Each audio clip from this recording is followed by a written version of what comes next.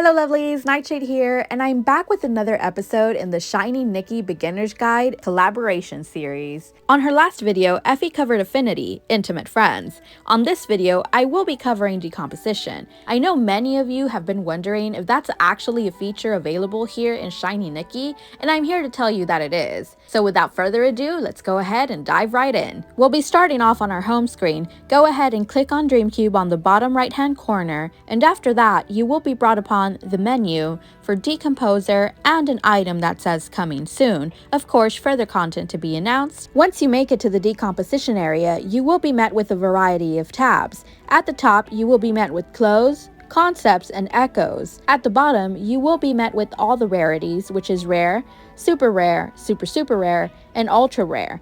We'll go ahead and cover all of these, starting with concepts. This is where all your concepts are going to be stored. Unlike the previous screen, we have everything sorted out by rarity. Decomposing concepts will yield you gold and concept crystals. If you're not entirely sure how concepts work right about now, I would suggest putting this off until you have a better understanding of what to do with them. Otherwise, you might hate yourself for decomposing something that could have been useful later on the long run.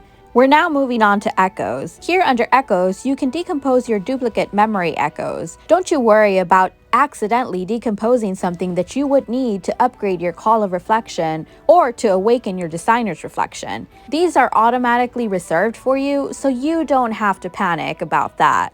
As well, for both concept crystals and shadow crystals, the rarity is not of importance. You can decompose super rare items and ultra rare items and still get the same exact currency in return.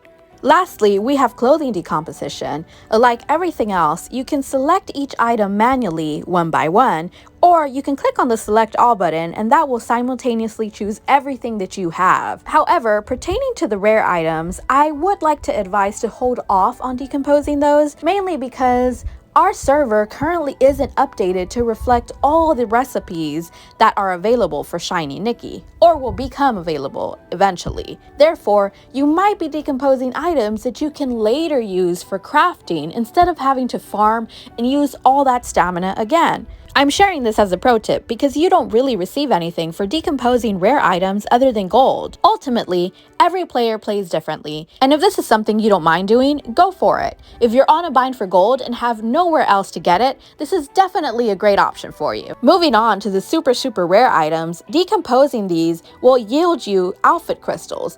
These outfit crystals are used to upgrade your designer reflections passive effects. The passive effects which will help boost up your styling power and several different buffs, like hair and shoes. Depending on the rarity decomposed is the rarity of the crystal that you will receive. Rare, super rare, super rare, and ultra rare. Ultra rare by far being the hardest to get in the game. And that's coming from me, someone who pulls the ×10 4 times daily. So that y'all can fully grasp how all of this works, I'm going to go ahead and upgrade a Reflections passive effect.